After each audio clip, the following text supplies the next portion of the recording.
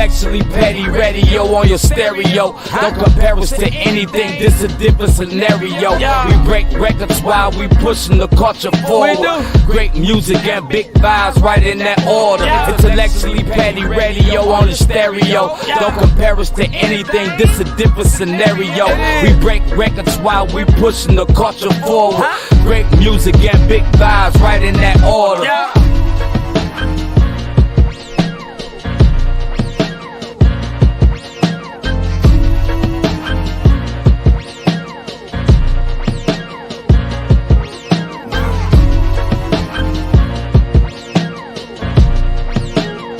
And you are now tuned into another episode of Intellectually Petty Radio, brought to you by M3S3 Clothing. Men make moves and suckers stand still. And as always, on the mighty Nerve DJs Radio Network. Y'all already know, man. We only rock with legends around here. And today is absolutely no exception. We got Uncle Sam, R&B legend, in the building. How you doing, King?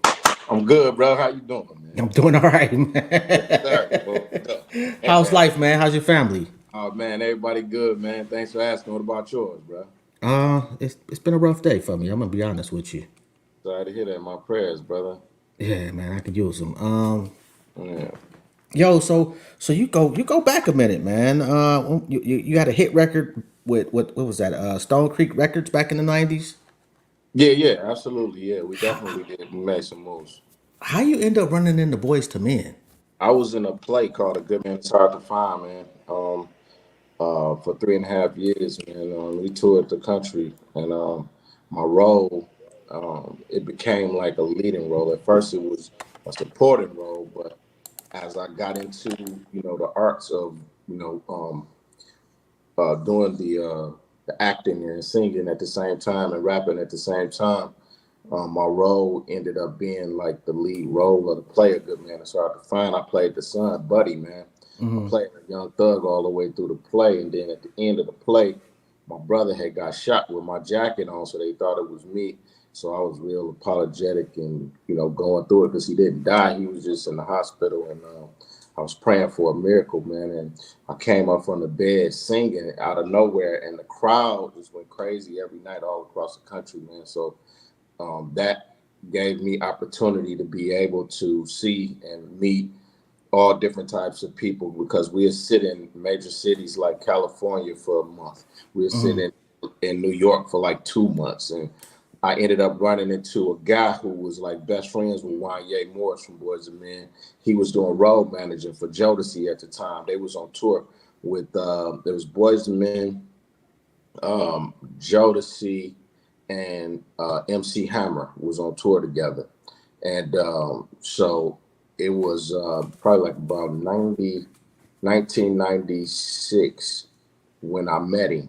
And right after I met him, I went to Kansas City, where his producer that he signed, named Alex Ward, was there.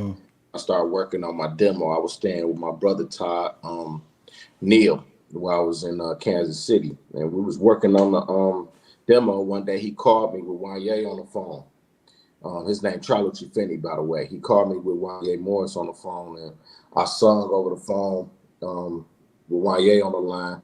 Wanye went crazy, man, and he was like, man, we need you to come on, pack your stuff up, man. We're going to send you some bread, and we want you to, go home, man, and get everything squared away, because we need you in Philly, man. We just did this deal for $9 million with Tommy Mottola. We want you to just come on and, get with us, man, if we can work something out. So they sent me the bread. I went on to the crib, lined everything up, and, flew out to Philly. I did the first song before we haven't even did our paperwork. I did this song called Tender Love. And we did the remake of Tender Love. And it was a wrap after that. They was like, what we need to do. So we did the paperwork. Bread was right. The contract was right. And we made it happen. You talking about the Foursome D's Tender Love? Foursome D's Tender Love. Yo, that's a classic right there. Yeah, it's on the album. That was the very first song I recorded when I got to Philly. And we made that happen, man. And Native produced it. And it was an epic movement, man. We did I Don't Ever Want to See You Again ended up dropping as my third single, and it Mm-hmm. came out in the fourth quarter of 1997, going into 98. And surprisingly so, the record shot to the top of the charts, like over all of the major artists that was out at the time. Because in the fourth quarter, that's when they put out all the big artists so they can get ready Right. for the Grammys. So they put it out, man, and the record soared over. Like I was looking at people up under my name, like Elton John, and Usher ended up coming up passing me because I ended up in number 2 spot in Mm-hmm. Billboard R&B, and he shot the number 1 at Nice and Slow. And so I was number 2 in R&B, number 5 in pop. I think it was like number 17 in the top 100, and it was number 1 in R&R. That was the most R&R radio rotation. That was the number 1 spent record in the country at the time.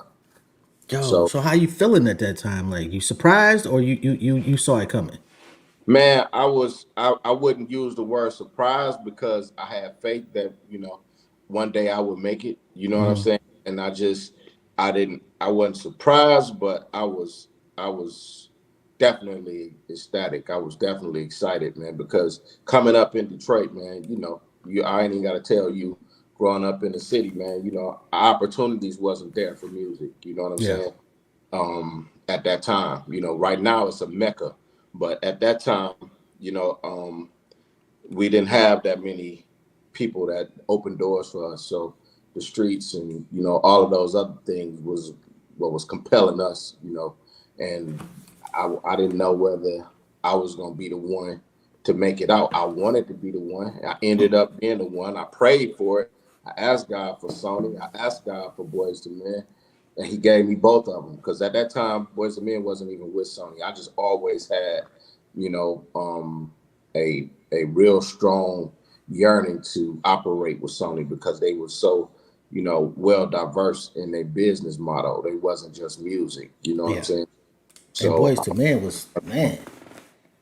yeah, Boys to Boys Men was killing shit. they was the biggest in the world. They was in Yeah. the Guinness World Book of Records. They had the longest running single in history with that song "One Sweet Day" with Mariah Carey. Yeah, That's crazy. It's like yeah, they don't Boys to Men don't really get even with all the accolades, I don't think they get the respect they deserve. yeah. Them boys, they globally they do, but United States they just another legendary group. And the thing about the United States, we're so spoiled with talent until it's like our stars really don't get their just due until after they're dead. You know what I'm saying? Like Mm-hmm. they really get appreciated, more so, after they die. Like, and right now with social media, they get, everybody post them for a couple of days and then that's it. They move on to whatever's next. You know what I'm saying? Yeah. So what happened after that first big wave of success? Well, after the first big wave of success, it was a lot going on, man. It was a lot of drama that happened with Sony. Tom Mottola, he took a hit. Um, the label took a hit. My president that signed me over there, his name was Ron Sweeney. He signed me over there. He stepped down from out of that position.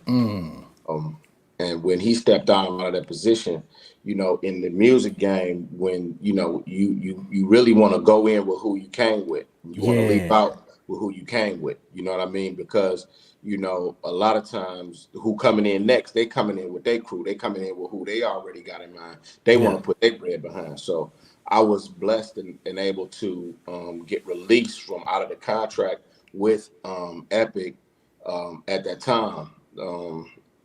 And once they released me, we were looking to do an independent deal. I came to Detroit and, I was trying to put Detroit on my back. I was trying to, help everybody get on. I was trying to open up doors for, a lot of the artists in Detroit at the time, but it's hard to kind of get guys to get together, you know what I mean, in Detroit a lot of times. But now it's way better in regards to the unity in Detroit. Let me ask you this: looking back, you think that that was a mistake on your part? What, coming back to Detroit? Yeah. Yes, absolutely. Okay. Absolutely. And I'm sorry. If I could rewind the tape, what I would have did, I would have just went on to LA like they was trying to get me to do, and just stay plugged in and stay doing me. And then after I got, maybe 3 or 4 new albums under my belt with the new label, then come back and see what Detroit was talking about. Yeah. At that time, I'm just so loyal though. Like most people from Detroit is loyal to Detroit, man. Most Yeah. people Facts. that really, come from that city and like really come up in the mud, like, they really loyal to the soil. And that's how Yeah. I was. And I really didn't want to see it no other way. I wasn't hurting for no money, so I wasn't tripping about, hurrying up and putting out a record. You know what I'm saying? And then, I was in a position of where I could, I could chill. You know what I'm saying? I wasn't really stressing, but at the end of the day, musically, I did do, probably maybe 2, 3 albums. Like I got some records up under my belt. Like a lot of them I'm getting ready to drop after I drop this new record. I'm getting ready to add it because I just signed a new deal with this network, and we getting ready to announce it real soon. I got a network deal that I'm getting ready to do with the streaming service, and actually I'm be able to help a lot of people in Detroit still with the independent film side and the music side. So the doors is opening, and you guys with the podcast side, it's some opportunities getting ready to unfold where I'll be able to be a blessing and help y'all make money. Doing what y'all doing, this non-exclusive contracts, we'll be able to do some things, man, and I'm looking forward to it. So, let me go back. Let me rewind. Okay. Was it a total mistake? No. Was it what could I have made a better business decision by staying in LA for a little longer and letting my power source get stronger? Yes, but Yeah. I love the D, man, and don't get me wrong. I had so much fun in Detroit, man. I mean, I don't know. I'm kind of, I got mixed opinions about it, but for the most part, I think I should have stayed in LA for a while longer. You know what? Over the years, I've seen a lot of quality talent that either got caught up to the majors, so to speak. Did good for half a season and was okay with that, and wanted to go back home. And then they had the same thoughts afterward.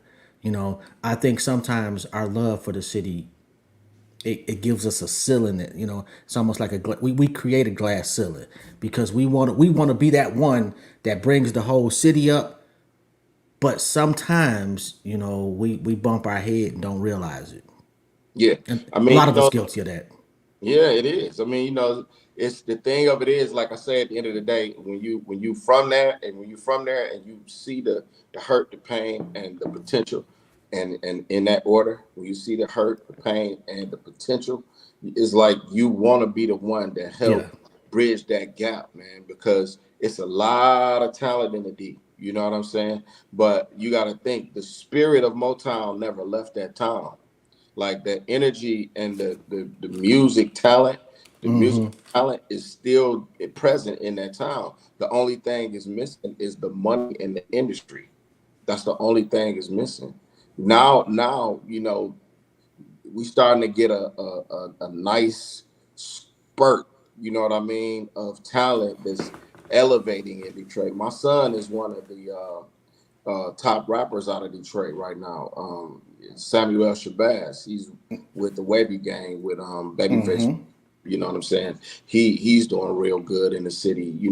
And they're doing real good. Their whole squad, is all superstars. You know what I'm saying? Yeah. So time is evolving, and they will get their major shot, coming real soon. But the thing of it is, like I said, it was just a long, hard road, you know what I mean? Because they were, I think the industry was kind of afraid to empower Detroit because when they empowered us the last time, we didn't give it back. Motown took over the game. They had to take Motown out the city. They took Motown to California and left the city to be a historical landmark musically. So Now hip hop wise, Detroit definitely is the wave right now. R&B wise, where's Detroit at? Well, R&B wise, I don't know. I don't think the voice of R&B is strong, out of Detroit right now. I can't hear it. I can't see it industry wise, but I'm getting ready to represent the D again.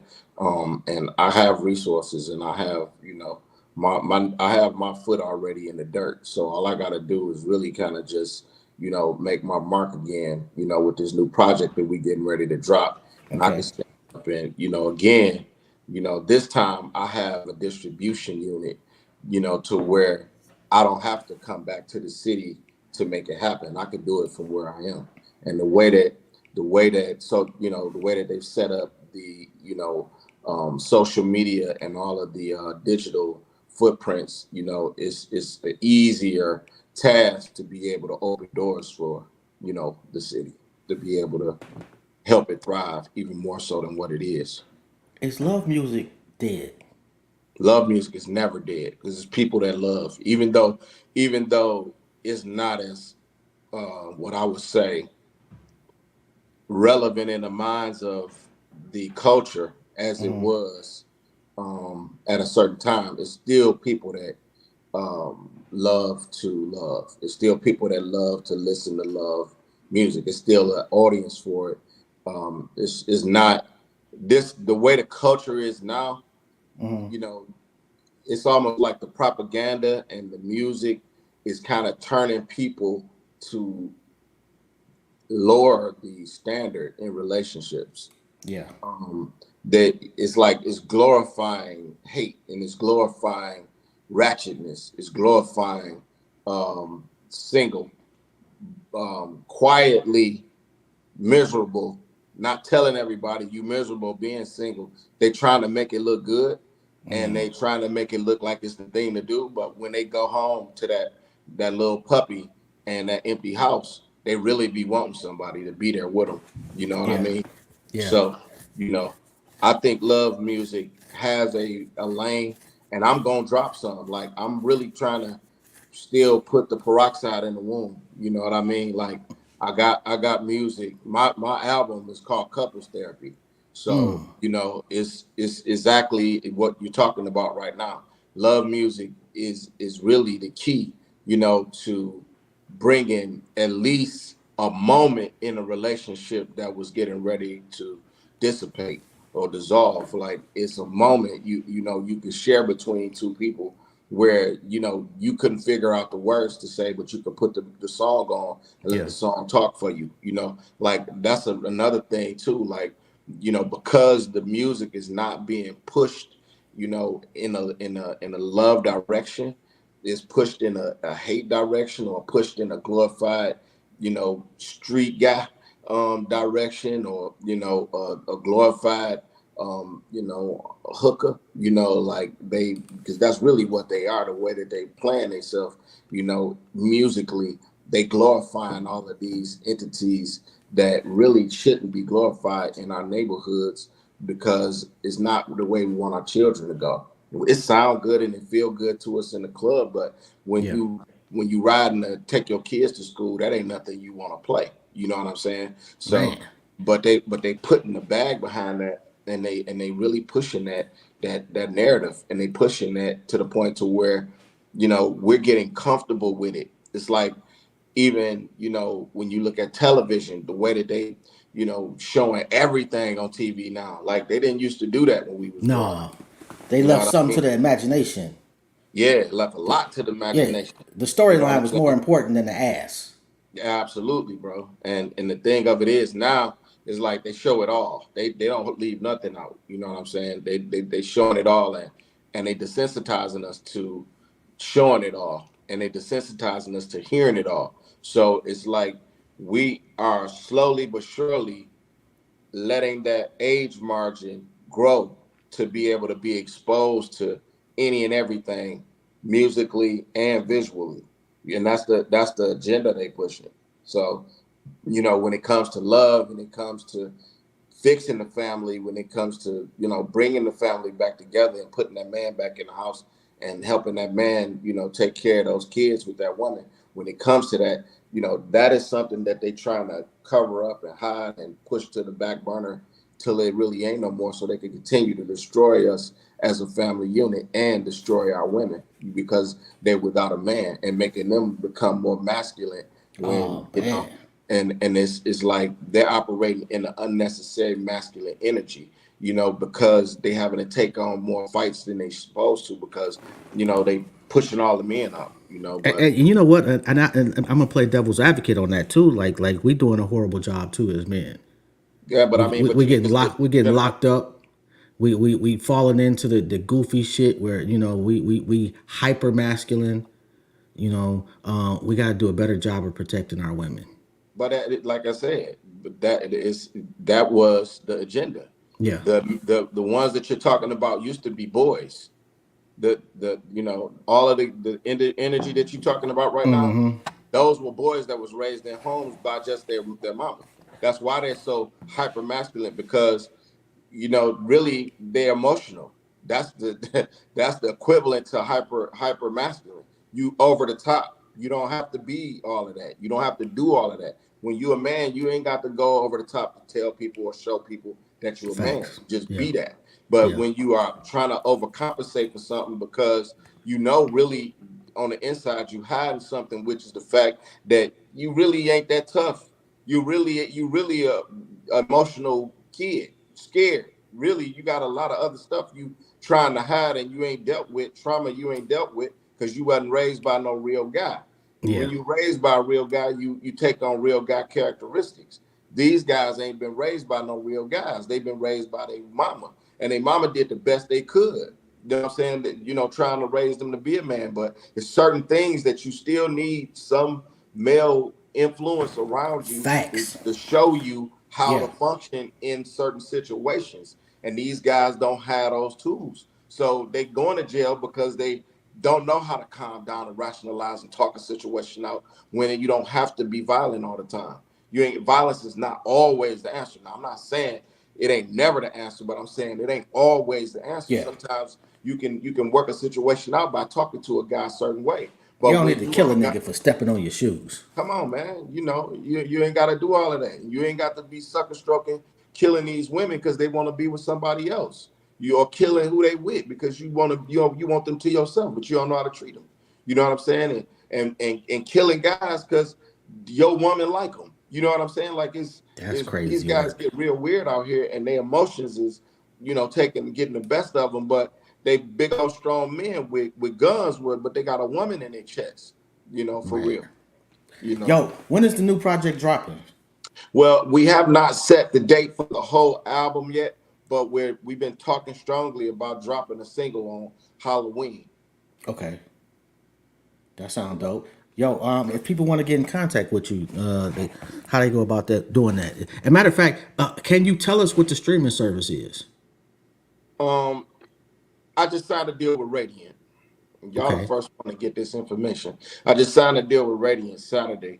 And the name of my streaming network is BOAT, BOAT, stand for the best of all times. That's dope. So if people want to get on your streaming service, how do they go about doing that? Well, right now I'm gonna send you the link. I'm gonna send you over the link, and then you can post it. Whenever you. Is this live or you taking this? This live. Both. Okay. I'm gonna send you over the link, and then at whatever point you want, you can shoot the link out there, and then also with how to reach me, I'm gonna send you over that information as well. Okay. All right, bet. Yo, this was pretty dope, man. I apologize for the little mix up earlier. Man, cut us a little short. Hey, it's all good, bro. Like I'm not going nowhere. Like I'm here. Like we can do this again whenever y'all get ready. Like Rita, with that sweater too, nigga. Man, thank you, bro. Yo, I'm like, man, what the fuck, nigga? Let me see that dog. Like we gotta see that a little bit. Yo, that's okay. Now we really out there showing off, huh? Oh no, not really, bro. I mean, just a little bit, huh? A little something. I mean, we just trying to keep warm when it get cool. Like that. You know what I mean? That's all, baby. Ain't nothing. You know what I mean? I'm not mad at that, man. Yeah. Yo, if there's anything I can do for you, bro, just don't hesitate to let me know. Or hit Rita up, and we got you. Man, big shout outs to Rita, man. Rita doing her all thing day. in the city, man. I Nigga. appreciate her, man. She the music supervisor of the year. You know what I mean? Like she doing her thing, and I'm proud of her, man. And anytime y'all need me, man, all y'all gotta do is put the call in. I'm pulling up. You know, we gotta, like I said, we gotta try to help each other. So Yeah. once I get everything lined up, I'm a come back Yeah. around the corner, chop it up with her, and we can put something on the floor. Yeah, definitely. We got you, bro. No doubt, man. Appreciate you for stopping through too, bro. Hey man, thanks for having me, No bro. doubt, man. Have a good one, bro. All right, you too. All right, peace. Yo, come on, man. Legends only. Y'all already know, man. We're not fucking around. If when you get a chance, Google Uncle Sam, man. You will not be disappointed. Yo, I'll be back in about an hour or some change, something like that. And we got another fire one coming up. Who we got? Marcus Divine coming on at 7 o'clock. I gotta jump out of here just for a second. I gotta make a couple phone calls and make a couple moves, and I'll be back in an hour. This is Jobs. You already know, man. It's been another episode of Intellectually Petty Radio.